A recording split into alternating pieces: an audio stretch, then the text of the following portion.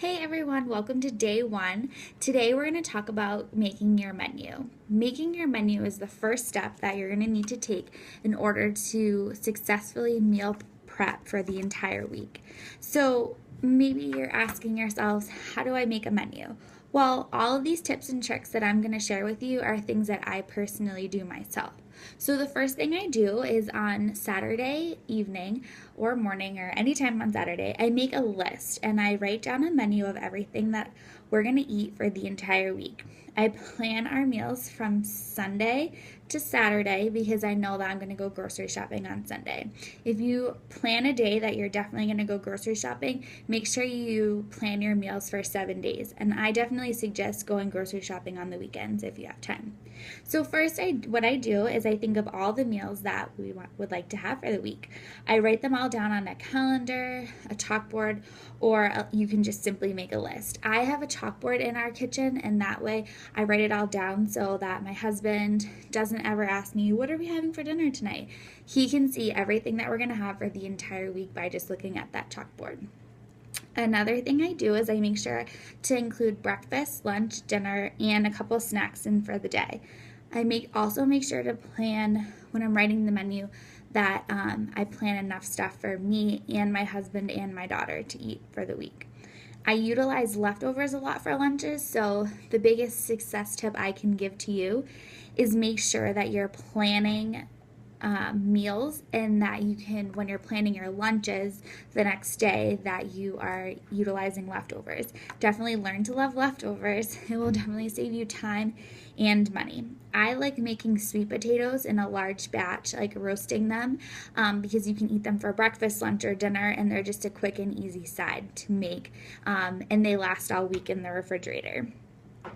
I also make sure that when I'm planning for dinners, I plan side dishes as well, including vegetables. We don't eat a lot of mashed potatoes or rice or carbs or anything like that, but if it goes with your dinner, definitely make sure that you plan side dishes as well.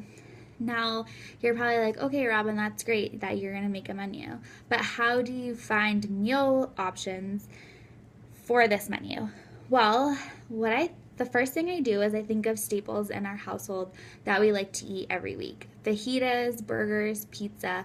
I always try to pick quick and easy dinners for during the week that take less than 30 minutes to complete because nobody has time to be stuck in a kitchen every night for dinner. And then usually on the weekends is when I like to experiment with new recipes, or dinners that take a little bit longer, like making meatballs. Those are definitely reserved for the weekend. Then if I have like an inspiration block, the next thing I do is I look through my cookbooks. Now you're probably saying I don't own any cookbooks and that's like what my grandmother has. Well, I definitely have always loved to cook since I was little, and a lot of gifts that I've been given by my family and friends are cookbooks. So I always look through cookbooks and see if there's anything in there that, was something that we tried before that we know we love. Another thing is I have a blank cookbook that I write down recipes in. So once you've tried a new recipe, I write it down. That way I know that, oh yeah, we had that like 6 months ago and we haven't had it since, but we definitely really love it. So we're going to go back and revisit it. Another thing that you can use that is amazing is Pinterest. Pinterest is the best thing that you can utilize if you're a cooking newbie to find easy recipes that you can make at home yourself. You can literally type in chicken dinner recipe ideas into Pinterest and 5,000 recipes will show up. You can type in crock pot recipes, anything that you know is like that you'll be interested in making. You can type it into Pinterest and you can find recipes. I'm just warning you though, if you've never used Pinterest, it's definitely a time sucker. You'll find out, you'll be like, oh my God, I've been on Pinterest for 6 days, but it's really such a great resource. Now, the next thing I do is after I get all my dinner meals planned, I usually plan simple breakfasts. I like my eggs in the morning, and then for lunch, Since I am following a Beachbody plan, I do drink Shakeology every day for lunch. But if you're not following a Beachbody plan, definitely utilize leftovers or salads or anything like that. I'm also going to upload a file of an example of a meal plan menu that I've made for the week, so you can definitely take a look at that and copy that just so you can get an idea of where to get started. The other thing I do is I make sure I plan healthy snacks. Now, if you're not buying junk, you're not going to eat junk. So I always make sure that we have plenty of healthy snacks in the house. Yogurt and granola, hummus, carrot sticks, cheese sticks, fruit. We love fruit. Bananas, peaches, strawberries, blueberries, apples, since it's apple season right now. Nuts, pretty much anything that you can just grab and go.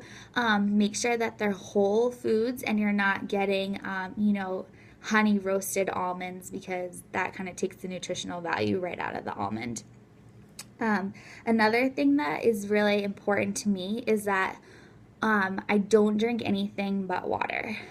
We do definitely buy fruit juices, orange and apple juice, because Annabelle drinks juices, and everyone loves a glass of orange juice on a Saturday morning with their eggs and bacon. But for the most part, I don't buy soda. I don't buy Crystal Light or Mio or any of the flavored water sweeteners. We drink sparkling mineral water, tap water, and sometimes when we're feeling fancy, we make our own iced tea where you just brew a bunch of tea bags, and I use stevia to sweeten it. You can actually make passion tea from Starbucks at home, so that's a really nice tip too.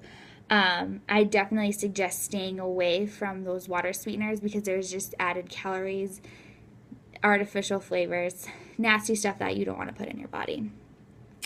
And my last piece of advice for planning your menu for the week is, if you have children and they're picky eaters and they won't eat what you and your husband are eating for dinner, make sure you plan meals for them. If you have a child that only eats chicken nuggets, you can definitely make a batch of chicken on a Saturday or Sunday night, and it can last you for the week. Make your own breaded chicken cutlets. Don't buy frozen chicken nuggets. But if you do buy frozen chicken nuggets, make sure that you're buying organic, or you're buying chicken nuggets that don't have any fillers. That goes for hot dogs too. Applegate Farms hot dogs are a staple in our household because there's no fillers or byproducts, and they're 100% pure, organic, and natural. So I'm going to upload a file into the group that shows you a menu that's an example of something that we would eat for a week in our family. And if you have any questions, just definitely let me know. And the next video, we'll be talking about how to make your grocery list. So I hope you all have a great day, and I'll talk to you soon. Bye.